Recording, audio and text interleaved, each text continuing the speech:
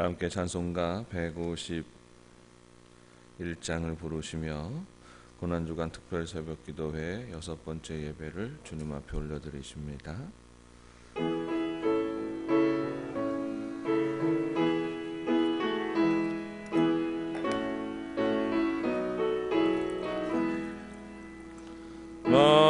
만왕의 왕의 주께서 왜 고초당했나. 이 벌레 같은 날 위에 그 보혈을 흘렸네. 십자가 내가 처음 볼 때에 나의 몸 사라져. 오늘 믿고서 내 눈 밝았네.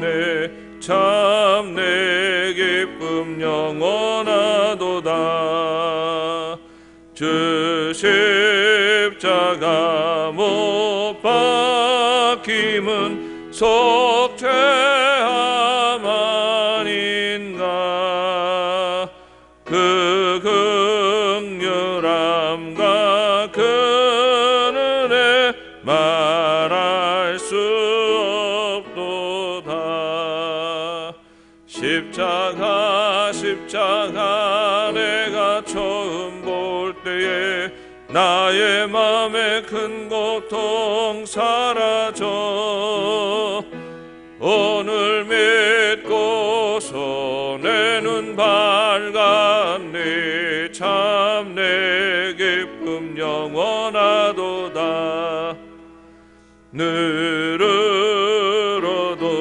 그 큰 은혜 다 갚을 수 없네.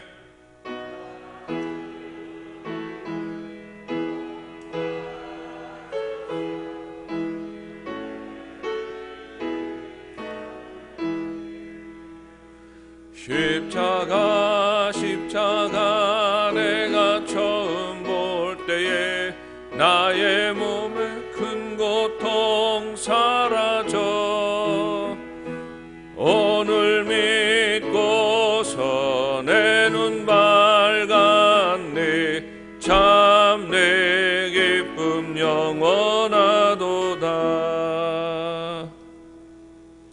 이 시간 함께 기도하실 때에 변승한 집사님께서 기도 인도하십니다.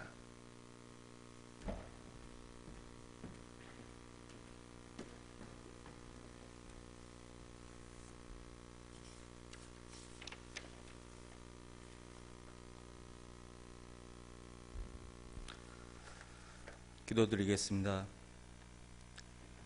우리를 사랑하시어 죄 많은 저희를 구원하시려 독생자 예수 그리스도까지 보내주신 사랑의 하나님 아버지, 오늘 이 자리 사랑하는 주님의 부활을 기다리는 마음으로 거룩하신 주의 몸된 교회에 모여 고난주간 특별 새벽기도로 영광을 돌리게 하시니 감사합니다.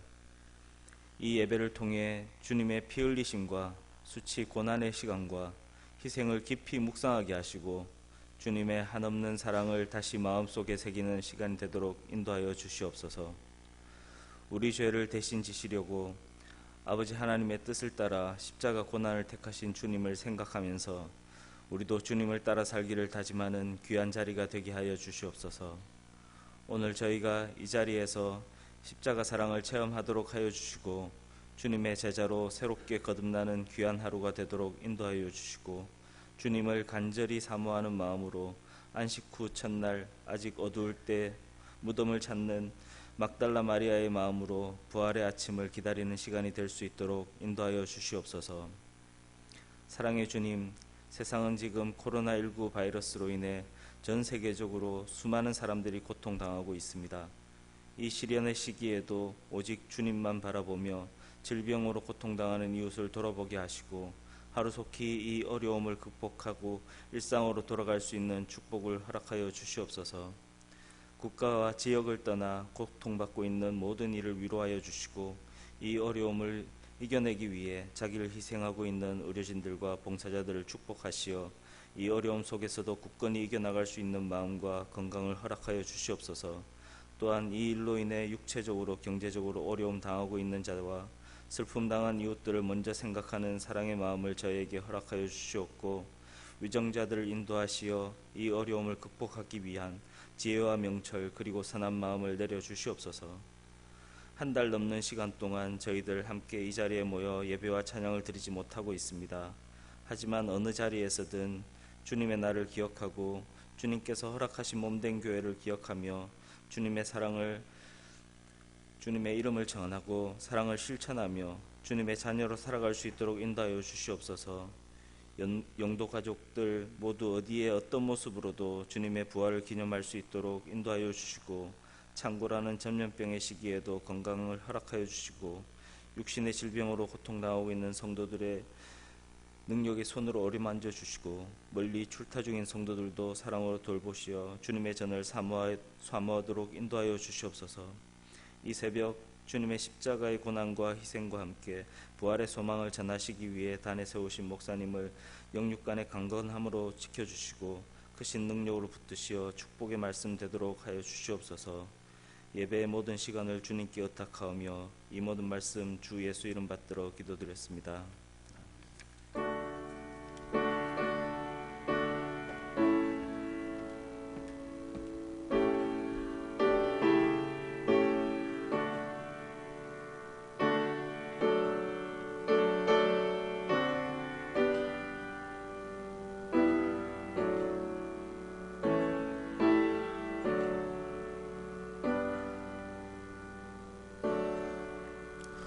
이 시간 우리에게 주시는 하나님 말씀은 신약성경 마태복음 27장 57절부터 66절까지의 말씀입니다. 신약성경 51쪽입니다. 마태복음 57장 57절부터 66절까지의 말씀을 봉독합니다. 저물었을 때에 아리마대의 부자 요셉이라 하는 사람이 왔으니 그도 예수의 제자라.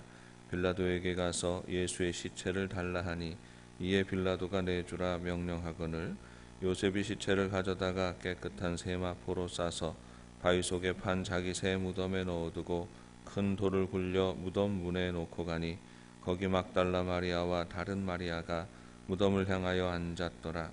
그 이튿날은 준비일 다음 날이라. 대제사장들과 바리새인들이 함께 빌라도에게 모여 이르되 주여 저 속이던 자가 살아있을 때에 말하되 내가 사흘 후에 다시 살아나리라 한 것을 우리가 기억하노니 그러므로 명령하여 그 무덤을 사흘까지 굳게 지키게 하소서. 그의 제자들이 와서 시체를 도둑질하여 가고 백성에게 말하되 그가 죽은 자 가운데서 살아났다 하면 후에 속임이 전보다 더 클까 하나이다 하니 빌라도가 이르되 너희에게 경비병이 있으니 가서 힘대로 굳게 지키라 하거늘 그들의 경비병과 함께 가서 돌을 인봉하고 무덤을 굳게 지키니라. 아멘.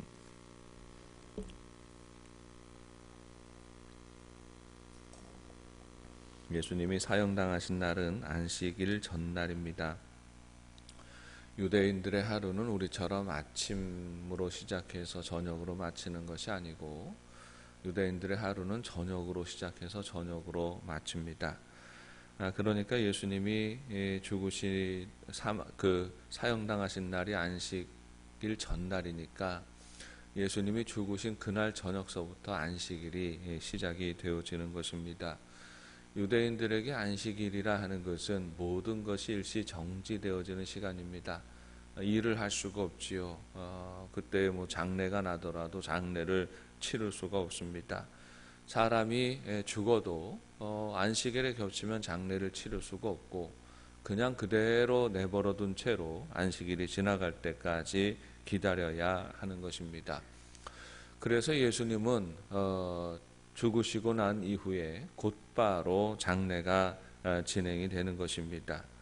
이 예수님의 장례를 위하여서 아리마대의 부자 요셉이라는 사람이 나타납니다. 그는 빌라도에게 가서 담대하게 예수님의 시신을 달라고 요구합니다.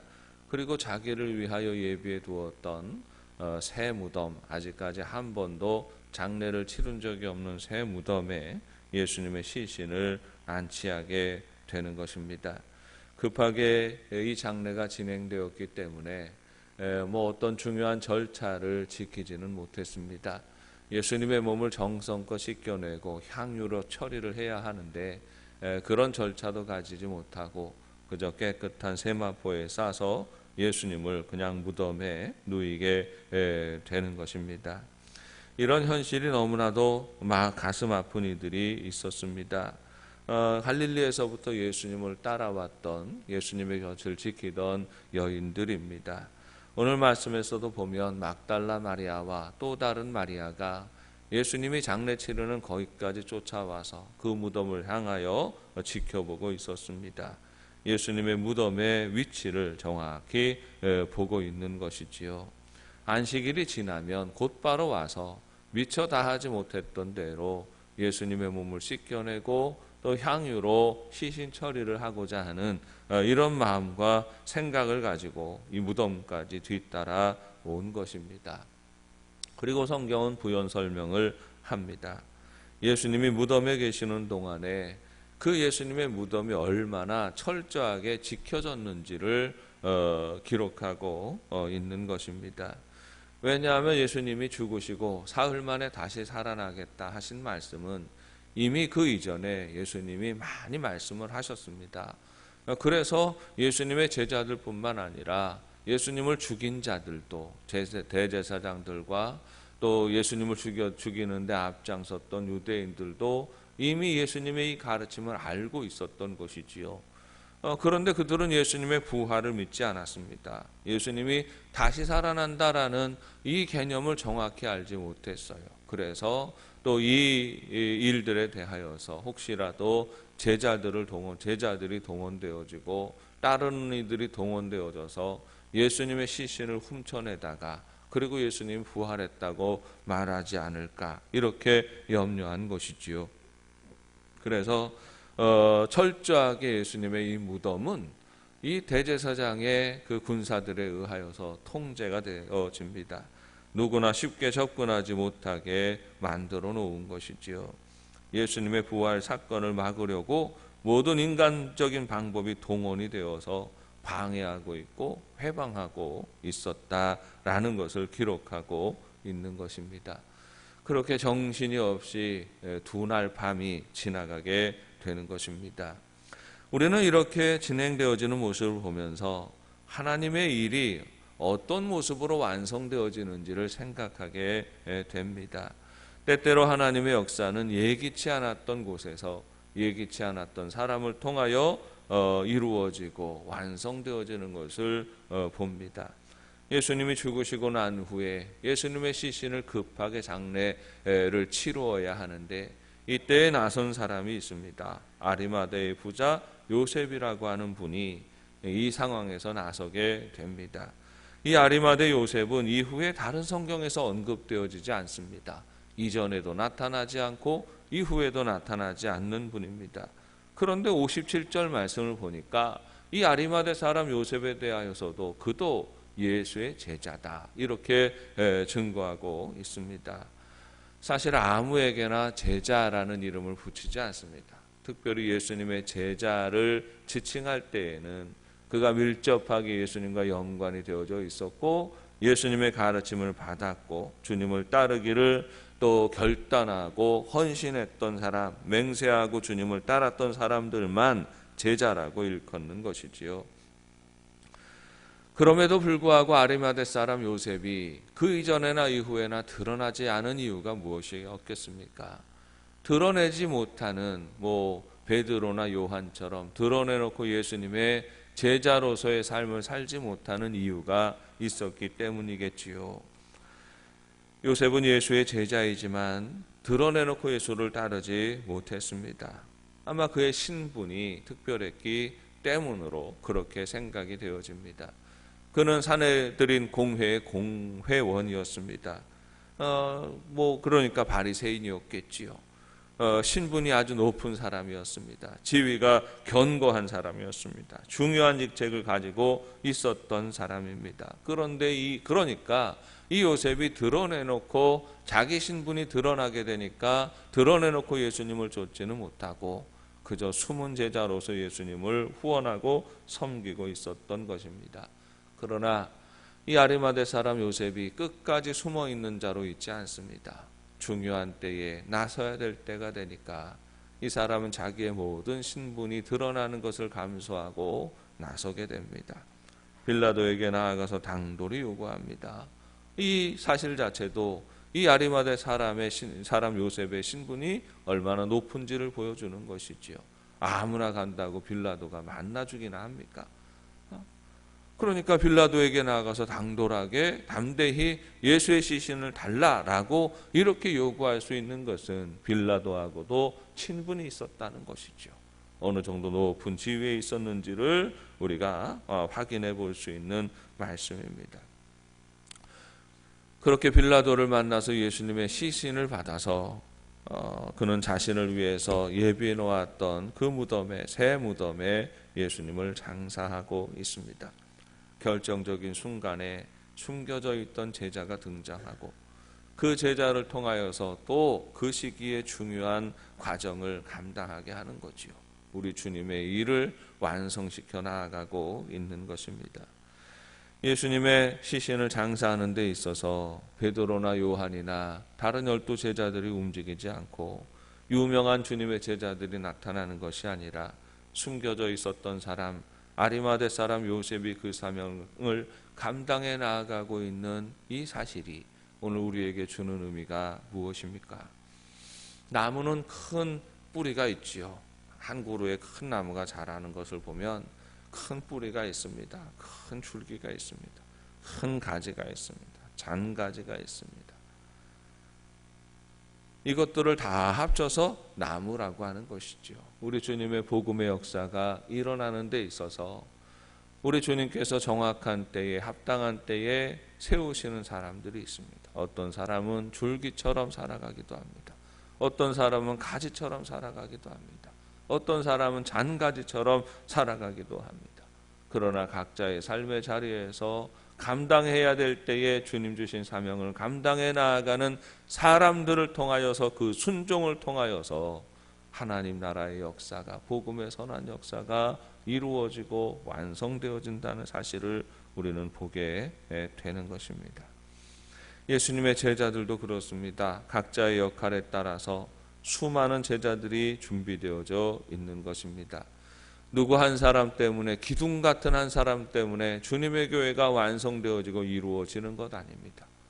기둥 같은 사람, 줄기 같은 사람, 가지 같은 사람, 잔가지 같은 사람, 각자 맡겨주신 사명들이 있는데 이 사명들을 한 사람 한 사람 자기 시대에 감당해 나아가는 그 성도들의 모습을 통하여서 하나님의 교회가 아름답게 세워져 가고 주님의 나라의 역사가 아름답게 완성이 되어지는 것입니다.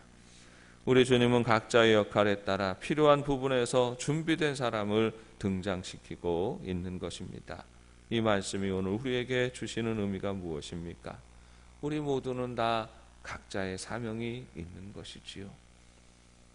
드러내놓고 내놓고 베드로처럼 요한처럼 그렇게 살아가지는 않지만 그러나 우리가 묵묵히 살아가는 그 삶의 자리에서 우리가 담대하게 일어나 복음을 전해야 될 때가 있고 예수를 전해야 될 때가 있고 하나님 나라를 전해야 될 때가 있는 것입니다. 사명은 각자의 삶의 자리에서 주어지는 것입니다. 이렇게 사는 사람이 있고 저렇게 사는 사람이 있고 줄기처럼 사는 사람이 있고 가지처럼 사는 사람이 있죠. 우리 모두가 다 각자의 삶의 그런 배경을 가지고 있습니다. 그러나 그 우리 삶의 자리는 다 다르다 할지라도 우리의 성격이 다르고 삶의 궤적이 다르다 할지라도 그러나 그 상황 속에서 우리는 우리 주님께서 우리에게 요구하시는 사명을 감당해 나아가야 하는 것입니다. 때가 되면 결단할 때가 있는 것이고 이 결단할 때가 되었을 때에 겸손히 순종하며 나아가는 것이 참된 그리스도인이다. 이렇게 말할 수가 있는 것이죠. 아리마대 사람 요셉은 이 일로 말미암아서 사실은 엄청난 불이익을 경험하게 됩니다. 그는 내노라 하는 부자였지요. 내노라 하는 부자였고 사회적인 높은 지위와 신분을 가지고 있는 사람이었습니다. 그런데 예수님이 부활하시고 나니 또 이 유대인들의 의심과 비난이 누구에게 집중되었겠습니까? 이 아리마대 사람 요셉에게 집중이 되었겠지요. 아마 모든 모함이 이 사람에게로 갔을 것입니다. 전설에 의하면 주후 5세기경에 기록된 빌라도 행전이라는 책이 있는데 이 책의 기록에 의하면 아리마대 사람 요셉은 예수님을 시신을 장사하고 그리고 예수님이 부활하시고 난 이후에 이 사건의 책임을 물어서 옥살이를 하게 됩니다. 40년 동안 옥살이를 하게 되었다라고 기록되어져 있지요. 또 다른 그 교회사의 기록에 의하면 이 아리마대 사람 요셉은 이후에 감옥살이를 하고 난 이후에 빌립에 의하여서 파송을 받게 되어지고 또 기원 후 61년경에 영국으로 선교사로 파송이 되게 됩니다. 그래서 이분은 일찍부터 영국으로 넘어가게 되고 거기에서 복음을 전하고 교회를 세우게 되었다라는 전설이 있습니다. 정확하게 확정되어진 것은 아닌데 그런데 지금 영국의 글래스고우라고 하는 지역에 가면 이 아리마대 요셉을 기념하는 교회들이 세워져 있어요. 그러니까 막연히 근거가 없는 이야기가 아니지요.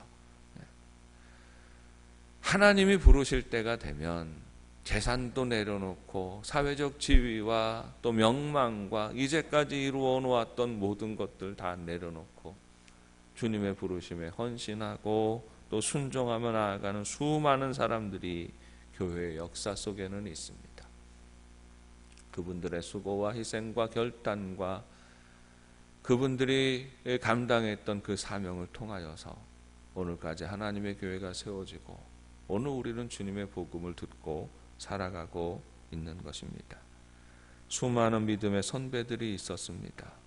그분들의 수고와 희생으로 말미암아 오늘 주님의 교회는 서 있는 것입니다. 사랑하는 여러분, 그리고 그 사명은 오늘 우리에게 이어지는 것이지요. 모든 그리스도인들은 사명이 있는 이들입니다. 아리마대의 부자 요셉처럼 주님이 부르신 때에 주님의 부르심에 순종하며 우리가 감당해야 할 몫에 우리의 사명이 있는 것이지요. 우리 주님의 부르심이 있을 때에 비록 우리가 온전히 제자들처럼 드러나는 삶이 아니다 할지라도 그러나 숨겨져 있는 우리의 일상의 삶 속에서 우리 주님의 마음과 뜻을 붙들고 주님의 증인이 되어지고 주님의 증거자가 되어지는 복 있는 삶이 되시기를 바랍니다. 또 한 가지 부연되는 기사를 보면서 우리는 예수님의 부활이 이미 예견되어져 있었던 일이었고 이미 예수님의 제자들뿐 아니라 성 안의 대부분의 사람들이 알고 있었던 사건이라는 사실을 다시금 확인하게 됩니다. 예수님의 부활은요 이미 다 알려진 일들이 일어난 겁니다. 전혀 아무도 없는 가운데 예수님의 부활이 일어나고 그 다음에 예수님의 제자들이 그걸 전한 게 아니에요. 예수님이 죽으시고 예수님이 다시 사신 이 사건은요 그 당시에 예루살렘 성 안에 있었던 대부분의 사람들이 알고 있었던 일이라는 말입니다. 예수님이 무슨 말씀을 하셨는지 내가 죽어야겠고 사흘 만에 다시 살아나야 하리라 하시는 이 말씀을 이미 모든 사람이 다 알고 있었다는 것이에요. 그런데 여러분, 이 부활을 믿는 사람들은 부활에 대한 믿음으로 예수님의 부활을 기다리겠지만 부활을 믿지 않는 사람들을 예수님의 죽으심에 대하여 당연하다라고 생각하고 그 죽음에 앞장섰던 사람들은 예수님의 이 말씀을 기억할 때 얼마나 껄끄러웠겠습니까? 그러니까 그들은 뭐 생각을 하겠지요.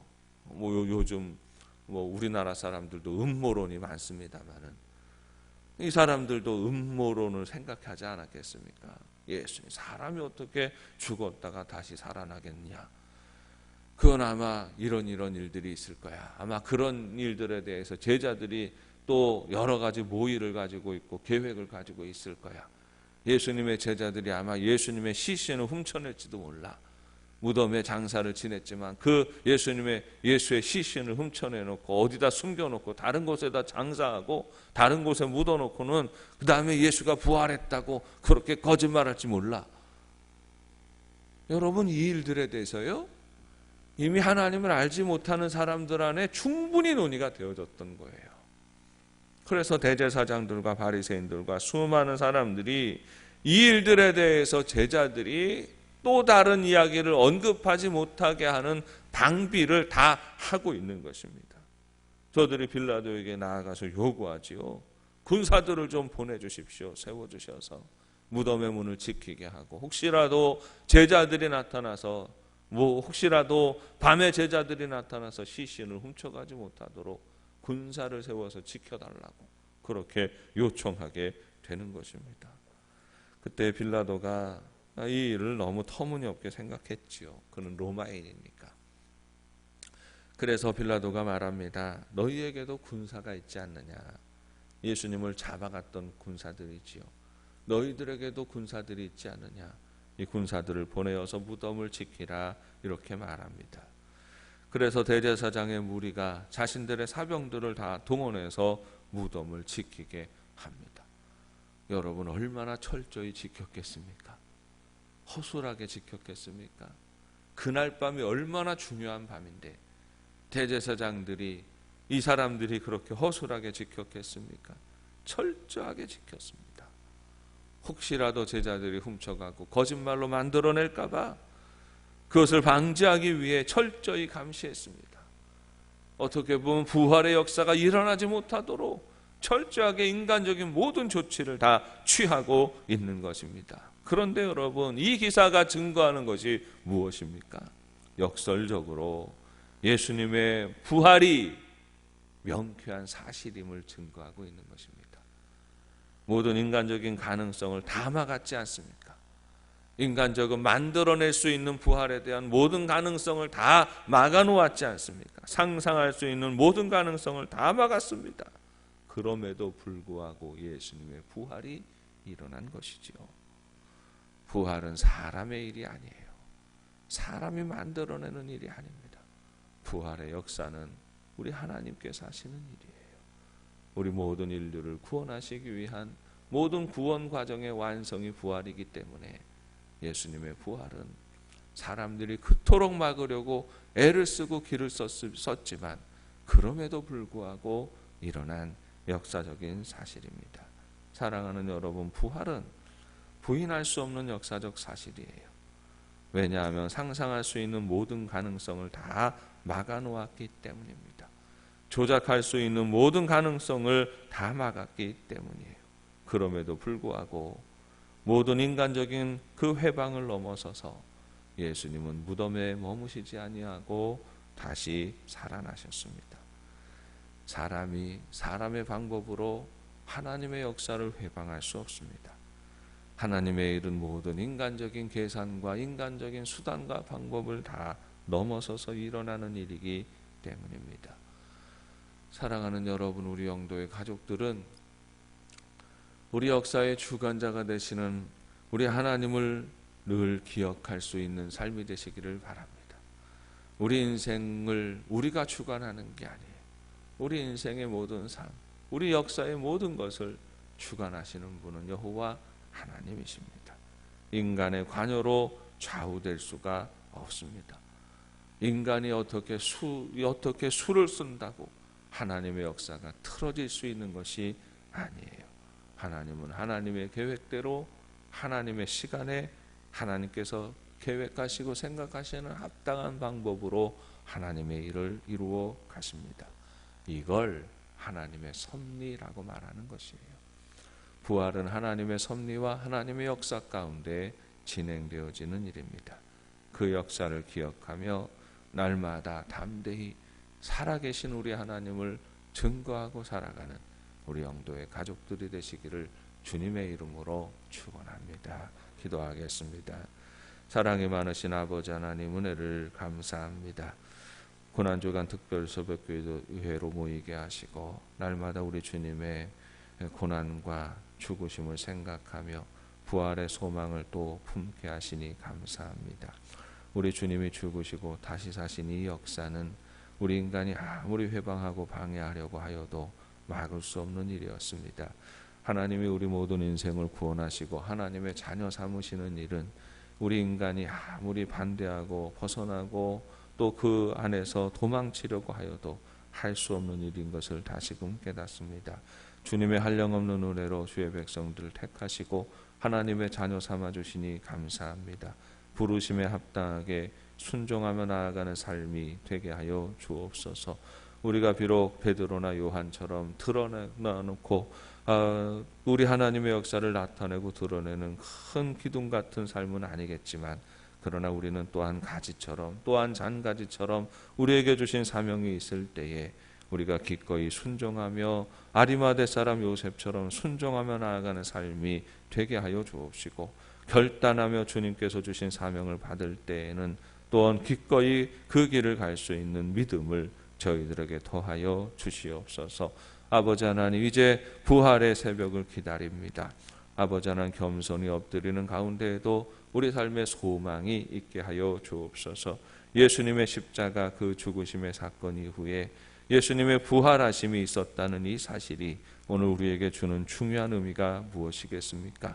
하나님, 오늘 우리가 살아가는 이 시대가 수많은 근심과 걱정과 염려와 이 죄악의 그 흐름 속에서 두려움과 절망과 죽음의 그 두려움 가운데 매어서 살아가고 있습니다. 특별히 아버지, 코로나19의 전염병으로 말미암아 온 세상이 죽음의 공포가 두려워져 있는 가운데 우리가 지금 머물며 살아가고 있는데 하나님, 이때에도 우리의 생명이 우리 주님께 있음을 고백하는 우리 영도의 가족들 되게 하여 주옵시고 겸손히 주님께 한 걸음 더 가까이 다가가며 우리 주님의 부활에 참여하며 주님의 생명을 맛보고 누리는 영도의 가족들이 되게 하여 주옵소서. 예수님의 이름으로 기도합니다. 지금은 우리 주 예수 그리스도의 은혜와 하나님 아버지의 크신 사랑하심과 성령의 교통하시며 인도하심이 부활의 주님을 소망 중에 바라보며 묵묵히 우리 삶 가운데 다가오는 고난과 아픔과 슬픔의 시간들 또한 믿음으로 소망 중에 이겨나가기 원하는 사랑하는 영도의 온 교우들 위해 이제부터 영원까지 함께 하시기를 간절히 축원하옵나이다.